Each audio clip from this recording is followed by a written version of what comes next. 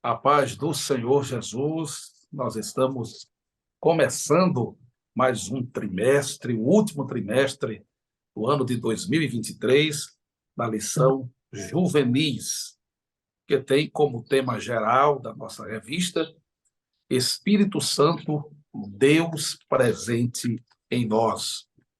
A lição de número 1 é a lição da qual estamos incumbidos, tem por título A Natureza do Espírito Santo. E o texto base para a nossa aula de hoje está em Mateus, capítulo 28, versículo 19, que diz: Portanto, ide, ensinai todas as nações, batizando-as em nome do Pai e do Filho e do Espírito Santo. Pastor Souza, Pastor Túlio, estamos numa missão extraordinária, falar sobre o Divino Espírito Santo.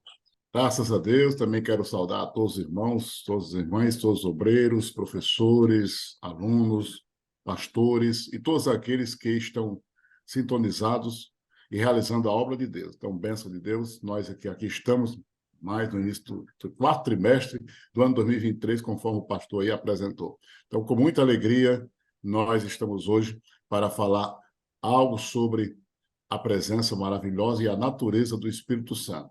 Bênção de Deus. Então, a todos os irmãos, a paz e a graça daquele que nos chamou. A paz do Senhor, pastor Bruno, a paz do Senhor, pastor Souza, assim como também a todos os professores, superintendentes da escola dominical e também alunos que terão acesso a esta aula, de uma responsabilidade enorme tratar a respeito da doutrina do Espírito Santo, de pontos específicos que certamente trará para nós esse amadurecimento, para que possamos nos relacionar de uma forma mais profunda ao conhecermos a respeito da pessoa do Espírito Santo. Que Deus abençoe a todos os irmãos.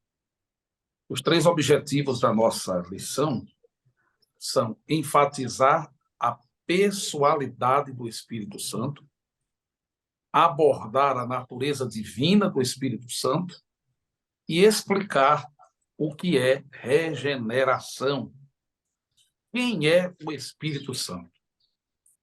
Em primeiro lugar, é preciso deixar claro que o Espírito Santo é Deus. O Espírito Santo é Deus. É a terceira pessoa da Santíssima Trindade. Ele é Deus igual ao Pai e ao Filho. O Espírito Santo é a mesma substância da espécie, de mesmo poder e glória do Pai e do Filho. Ele não é uma parte da divindade. Ele é a própria divindade. Deus em toda a sua plenitude. E por isso, ele é incriado, ele existe sempre, de eternidade a eternidade. Ele é autoexistente, ele não precisa, não depende de nenhum outro ser para a sua existência. Absolutamente autônomo. Ele é eterno, existe por si mesmo e pertence à mesma essência e substância indivisível e eterna do Pai e do Filho. Pastor Souza.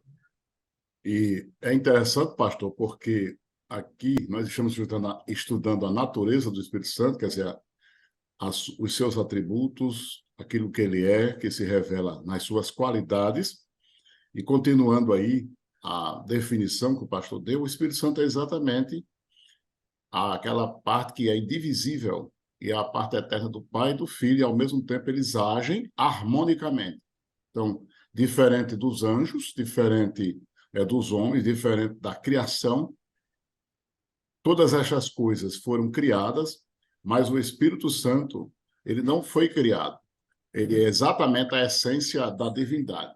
Como as obras da natureza dependem de Deus, dependem do Criador para o funcionamento, já o Espírito Santo não depende de nada, pois ele também é o Senhor e é o Espírito. E Paulo também faz essa definição na sua segunda carta aos Coríntios. E é importante também ressaltar, aqui o comentário fala que essa designação, terceira pessoa, é uma designação didática, para nós entendermos, que não tem nada a ver com a designação humana ou hierárquica. Ah, porque ele é a terceira pessoa, então Deus Pai é a primeira, Jesus é a segunda e o Espírito Santo é a terceira. Não é no sentido de hierarquia, é mais no sentido para a gente entender essa denominação, quer dizer, no sentido didático, para nós compreendermos o estudo dos três. Quando nós estamos estudando Deus Pai, quando nós estamos estudando Deus Filho, e quando nós estamos estudando Deus Espírito Santo, é que a gente designa esse termo terceira pessoa. Aqueles mais radicais acham que essa designação não é correta. Como nós entendemos que é só no sentido didático, então nós utilizamos essa expressão terceira pessoa, não no sentido de submissão de um para o outro, até porque os três, eles agem conjuntamente, eles agem harmonicamente, eles agem, já que eles têm a mesma natureza, eles têm as mesmas características, eles têm os mesmos atributos. Então, terceira pessoa não é uma hierarquia, mas sim uma designação didática para nós entendermos a sua essência e que nenhum outro, em relação aos três, um outro é superior. Até porque, como a substância é a mesma, então Pai, Filho e Espírito Santo fazem parte da Trindade. Então, o Espírito Santo é exatamente esse Consolador e, ao mesmo tempo, este ser que, através da sua natureza, nós compreendemos o seu agir ao longo de todas as Escrituras Sagradas e na nossa vida. Uma heresia surgiu no passado e ela, até hoje, de vez em quando, pode ser notada em alguns discursos na igreja. Por exemplo, quando uma pessoa confunde as pessoas da Trindade, da divindade, como se fosse um mesmo ser assumindo papéis diferentes. Como se, ora, Deus fosse o Pai, em determinado momento ele fosse o Filho, e em outras situações ele fosse o Espírito Santo. Ou seja, há uma mistura destas pessoas, de maneira que é como se não houvesse uma personalidade para cada ente da divindade ou da Trindade. Pastor Túlio, o que é que o senhor pode dizer sobre isso? Então, esse segundo ponto, esse segundo subtópico, fala a respeito da pessoalidade do Espírito Santo. E é importante nós pontuarmos aqui que algumas vezes as pessoas descrevem o Espírito Santo e utilizam-se dos símbolos do Espírito Santo e fazem a descrição dele a ponto da compreensão passar a ser uma compreensão de um ser impessoal, porque os símbolos eles falam justamente das operações do Espírito, porque a pessoalidade do Espírito Santo ela é constituída pelo menos de 3 elementos importantes. O primeiro deles é o intelecto, segundo, a emoção e o terceiro, a vontade. Então, esses 3 elementos constituem a pessoalidade do Espírito Santo. Algumas pessoas também negam essa realidade da pessoalidade do Espírito Santo porque não há descrição de um corpo ou de uma forma atrelada ao Espírito Santo. Mas é preciso nós distinguir essa realidade da pessoalidade do Espírito e essa forma corpórea de possuir um corpo. Então, a pessoalidade é aquilo que possui inteligência, é aquilo que possui sentimento e é aquilo que possui vontade. Ela não requer necessariamente de um corpo. Então, quando Jesus ele chama o Espírito Santo, em João 14, 26, ele o chama de Consolador. E ao chamar de Consolador, a expressão aqui, segundo o dicionário bíblico Wycliffe, é Paracleto. E a tradução desse termo quer dizer confortador, ajudador, advogado, conselheiro. E essas atribuições são tipicamente atribuições pessoais, que mostram que ele é uma pessoa. Apesar de não possuir um corpo, a sua pessoalidade ela é compreendida e relatada na Bíblia, e isso faz com que nós entendemos o Espírito como uma pessoa. Outro ponto importante é a atividade do Espírito Santo. Há algumas atividades pessoais que o próprio Espírito ele opera como aspectos que comprovam essa sua pessoalidade. 1 Coríntios, capítulo 12, versículo 11, mostra a sua vontade. É uma atividade da sua pessoalidade, é um ser que tem vontade. Efésios 4:30 é um ser que é possível entristecê-lo. Romanos 8:26, ele ora por nós. Atos 8:29, ele fala. Então, são atividades que comprovam a pessoalidade do Espírito Santo. Com isso, é possível afirmar que o Espírito Santo é esse ser pessoal que se relaciona conosco. Ele é Deus, mas também ele é um ser pessoal que se relaciona conosco, e a Bíblia comprova essa realidade. João 14:26 diz: mas o Consolador, o Espírito Santo, a quem o Pai enviará em meu nome, esse vos ensinará todas as coisas e vos fará lembrar de tudo o que vos tenho dito. Uma pessoa possui capacidade plena de ensinar. Uma força jamais poderia fazer isso. As passagens foram citadas pelo pastor Túlio, demonstrando que o Espírito Santo se entristece, está lá em Efésios, capítulo 4, versículo 30. Eu gosto, inclusive, às vezes, de, quando trato desse assunto, fazer uma brincadeira, dizendo: quem já viu a energia elétrica triste? Quem já pôde ver uma força demonstrando tristeza? É impossível.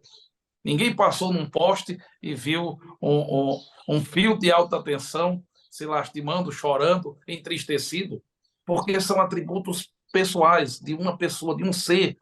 Então, é impossível compreender o Espírito Santo como uma mera força, como um poder impessoal, quando as Escrituras dão características claras de personalidade de uma pessoa distinta das outras duas pessoas da Trindade. Pastor Souza.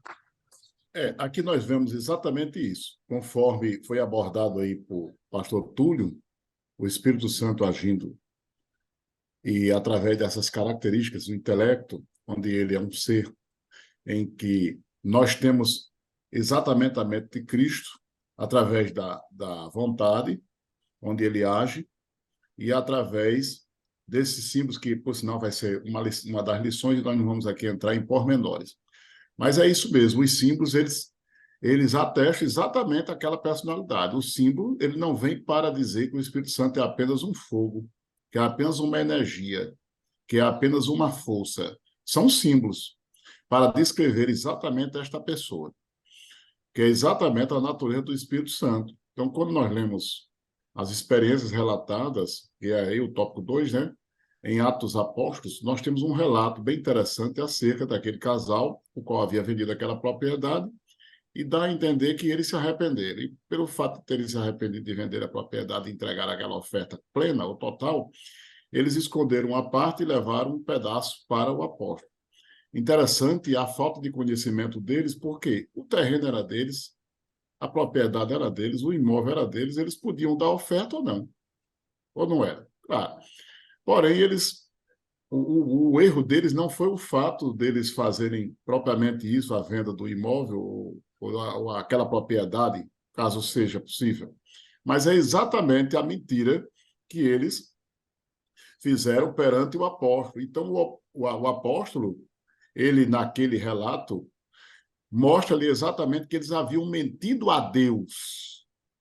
E Pedro fala exatamente que era o Espírito Santo que naquele momento estava se revelando a eles e que eles mentiram a Deus. Então, ele vê aqui uma natureza em que o Espírito Santo é Deus. Quando Ananias ele decide mentir, com o apoio também da esposa dele, sobre aquele valor angariado na venda, eles entregaram aquela parte e retiravam a outra, eles pensavam que estavam enganando os apóstolos, por isso que sofreram a repreensão e o resultado, o casal terminou morto. Então, o que chama a atenção aqui é quando Pedro diz, né? Disse então Pedro, Ananias, porque encheu Satanás o teu coração, para que mentisses ao Espírito Santo e retivesse parte da herdade. Aí é quando ele diz assim, em Atos 5, 3, 4, né? Não mentiste aos homens, mas mentiste a Deus. Então, veja a igualdade aqui. Aqui está muito clara a natureza divina do Espírito Santo, em razão de ser uma só substância. Então, os atributos que são exclusivos de Deus, eles também são atributos exclusivos do Espírito Santo, até porque são um. Então, são obras atribuídas a ele, e que é claro que serão aí detalhadas em outras lições. Aliás, na subsequência aí das lições deste mesmo trimestre. O Espírito Santo é Deus, é a sua natureza, é a sua essência. Nós, cristãos evangélicos, cremos que o Espírito Santo é Deus. Então, qualquer doutrina contrária que ensine que o Espírito Santo ele não é Deus, nós entendemos pela Bíblia, pela base referencial que nós temos, não somente desses versículos aqui, mas em toda a composição da Bíblia, nós reputamos como heresia. Se alguém pregar que o Espírito Santo não é Deus, nós, como cristãos que cremos na essência do Espírito Santo, quanto à sua natureza divina, nós vamos ter, sim, sempre como heresias. Não é questão de julgar, mas é, sim, a questão de entender que a doutrina bíblica nos ensina isto. Inclusive, enquanto os unicistas, por exemplo, acreditam apenas em Jesus Cristo, fazendo uma alusão ao que nós citamos há pouco tempo, sobre a confusão das pessoas, confundindo as pessoas como se não houvesse uma existência separada e autônoma de cada uma delas. Por outro lado, os jeovistas, por exemplo, já afirmam que o Espírito Santo nem é um ser divino, nem é um ser pessoal. Entretanto, as Escrituras deixam claro para nós que o Espírito Santo é uma pessoa que sente, que ama, que contende, de acordo com Gênesis 6 e 3, que convida, de acordo com Apocalipse 22 e 17, intercede, de acordo com Romanos, capítulo 8, versículo 26, e se relaciona pessoalmente. A passagem que o pastor Souza acabou de citar, no livro dos Atos dos Apóstolos, capítulo 5, versículos 1 até o versículo 11, mostram claramente tanto a pessoalidade do Espírito Santo. Não mentistes aos homens, mas mentistes a Deus. Você mentiu a um ser. Ele é um ser pessoal.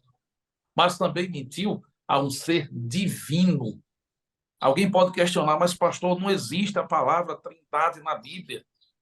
Mas existem evidências claras de que tanto o Pai, quanto o Filho, quanto o Espírito Santo possuem os mesmos atributos. Pastor Túlio. E uma comprovação a respeito do Espírito ser Deus, o Espírito Santo ser Deus, é a declaração do próprio Jesus em João 14,16, quando ele diz que enviaria outro Consolador. No Novo Testamento há duas expressões para a palavra outro, né?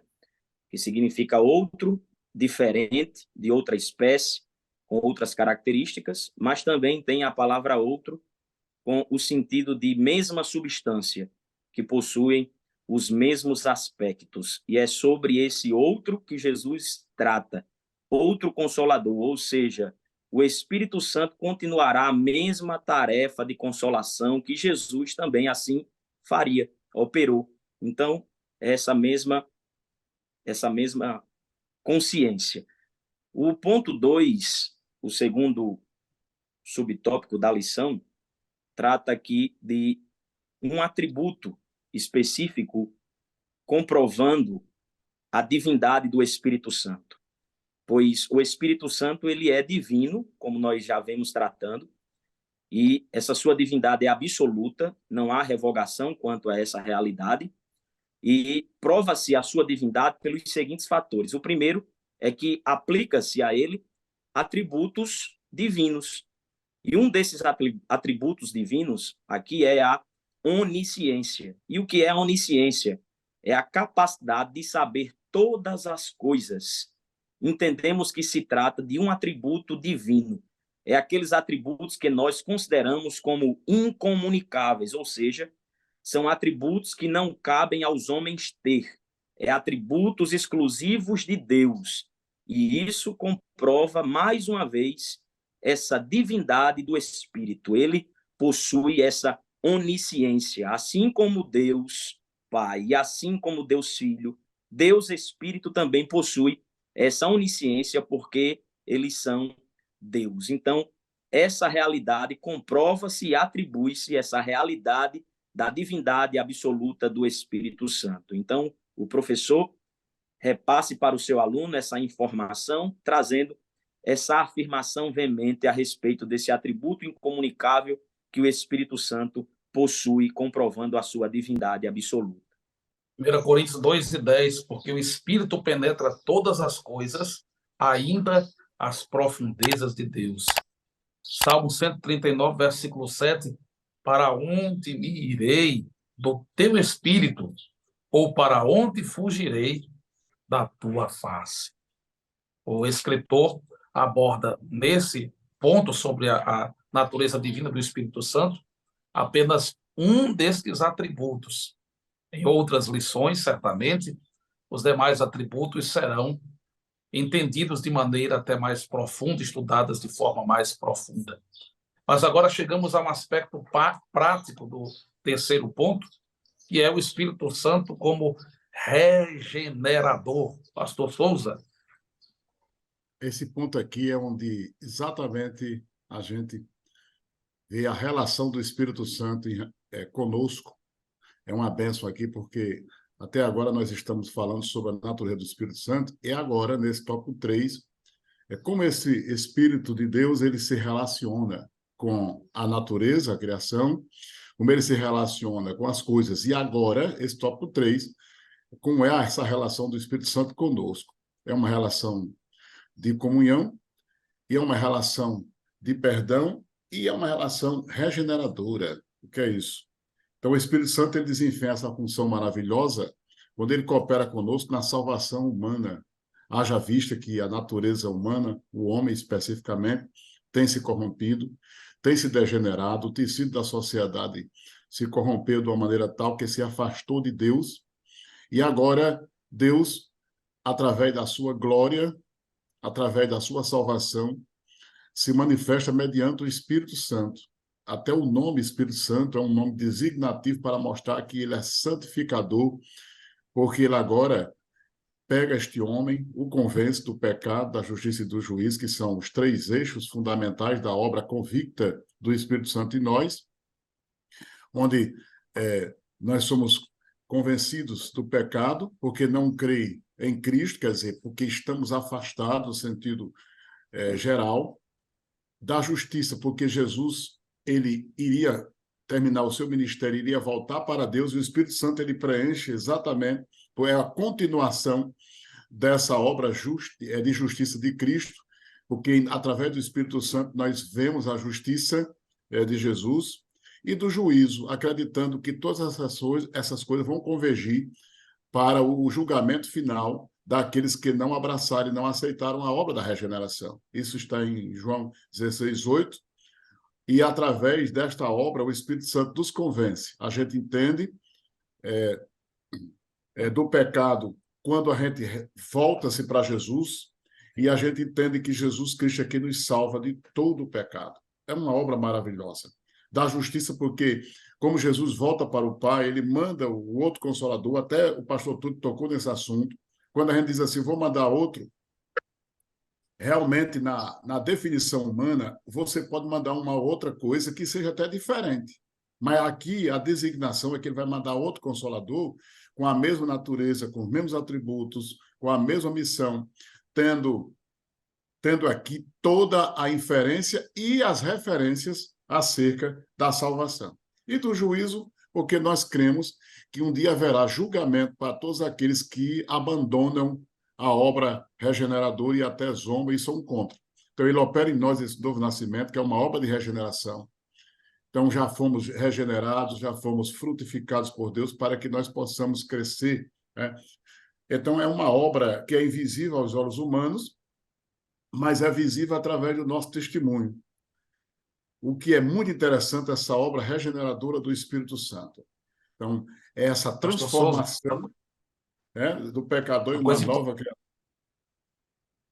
uma coisa importante que o senhor tocou, eu chamo o pastor Túlio também para essa questão, é que esse último ponto da lição ele faz uma junção quase que perfeita dos dois aspectos citados da natureza do Espírito Santo. Porque, vamos lá, o Espírito Santo participando ativamente da salvação, primeiro ele demonstra ser um ser com personalidade, porque ele convence do pecado, da justiça e do juízo. Esse poder de convencimento do Espírito Santo é o que está presente numa pessoa. Ele precisa falar, argumentar e iluminar, fazer entender a salvação para que o indivíduo seja salvo. Segundo lugar, há o aspecto divino. Por quê? Só quem pode mudar a natureza de um ser humano é Deus. Essa natureza que foi totalmente depravada pela entrada do pecado no mundo, ela só pode ser, de fato, modificada, transformada com a presença e o poder divino. E a regeneração é exatamente a criação de um novo ser, de uma nova criatura, sem que necessariamente aquela pessoa pecadora seja destruída. Ela é mortificada, mas não destruída. Esse novo ser tem a consciência, a mente de Cristo, recebe as conquistas do Calvário, o plano redentor de Deus, o Pai, em toda a eternidade, mas isso só é possível por uma aplicação direta do Espírito Santo. Pastor Túlio, pastor Souza, estamos nas considerações finais. Tratando-se desse terceiro ponto desta lição, sobre um dos aspectos da salvação, que é a regeneração, deixa claro que o agente regenerador é o Espírito Santo. O homem não tem capacidade de se auto-regenerar-se. Há uma necessidade de uma ação divina mudando a sua natureza, como já foi falada. E essa regeneração, a definição é justamente isso, é a transformação do pecador em uma nova criatura pelo poder de Deus, como resultado do sacrifício de Jesus na cruz. E o novo nascimento, ele não é uma reencarnação, como alguns acreditam aí. Esse regenerar quer dizer fazer de novo. Este também não é um processo natural de mudança social, de um ambiente simples ou mudando apenas a nossa forma de pensar, mas trata-se de uma transformação integral do homem interior, que só mesmo o Espírito Santo é capaz de operar tal mudança. Ninguém tem essa capacidade de mudar a natureza de um ser humano. As pessoas tentam, por mecanismos, por até mesmo outros fatores, mas tratando-se desse lado espiritual, tratando-se desse ponto de mudança integral do homem, só quem tem capacidade para fazer isso é o Espírito Santo pela obra da regeneração. Faz uma nova criatura literalmente. É por isso que as pessoas não compreendem quando a pessoa aceita Jesus e muda completamente os seus hábitos, o seu comportamento, a sua forma de pensar, de ser, de agir, de falar. É porque ali não é mais aquela pessoa, realmente nasceu uma nova criatura, surgiu ali pela obra da regeneração um novo ser. Então, que Deus abençoe aos professores em nome de Jesus e assim aplique no coração de cada aluno, que saiam cada vez mais íntimos do Espírito Santo com esta lição. Verdade, o mundo jamais vai nos compreender, porque falamos de uma realidade de vida que só é compreensível no campo espiritual, quer dizer, no campo da regeneração de Deus. O homem natural não vai compreender as coisas do Espírito. Por quê? Porque elas se discernem espiritualmente. Ele teria que romper essa barreira da naturalidade. Não é que ele vai abandonar a sua vida natural, mas ele tem que romper no sentido de que ele vai compreender isso claramente através da fé. Então, entendemos sim que o Espírito Santo regenera, que o Espírito Santo atua em nós, onde, resumindo, o Pai que planejou tudo isso, o Filho que aperfeiçoou e o Espírito Santo que aplica a salvação em nós, o Pai sendo a fonte, o Filho sendo o meio, o Espírito Santo o executou, essas três, isso aqui é só para efeito didático, mas os três operam de uma maneira harmônica, de uma maneira tal, que a obra do Espírito Santo Ele é quem nos convence, é quem nos converte e nos traz de volta à eternidade mediante a fé, e isto não vem de vós, é dom de Deus. Não vem de obras humanas, para que ninguém se glorie. Olha, eu fiz todo o esforço possível para alcançar o poder da compreensão em Deus, da obra diante do trono. Não. É uma obra espiritual, onde nós entramos com a nossa volição, a vontade, para compreender que a obra de Deus é suficiente para nos purificar de todo o pecado, mediante o poder do Espírito Santo. 1 Coríntios 2:12, mas nós não recebemos o Espírito do mundo, mas o Espírito que provém de Deus, para que pudéssemos conhecer o que nos é dado gratuitamente por Deus, as quais também falamos, não com palavras de sabedoria humana, mas com as que o Espírito Santo ensina, comparando as coisas espirituais com as espirituais. Pronto, Que Deus aí explica. abençoe nossos professores na sua primeira aula, motivando os alunos a se relacionarem com o Espírito Santo. Me faço agora lembrar de que outro dia uma heresia foi citada no YouTube, um padre estava debatendo com um pastor, e ele disse que o Espírito Santo era a esposa de Deus. Que aberração, que loucura. Total desconhecimento de quem de fato não está andando com o Espírito Santo. Se pesquisar as Escrituras, se examinar a palavra, se buscar a Deus, certamente qualquer jovem, qualquer adolescente, qualquer adulto, qualquer pessoa poderá se relacionar com o Espírito Santo. Deus abençoe a todos.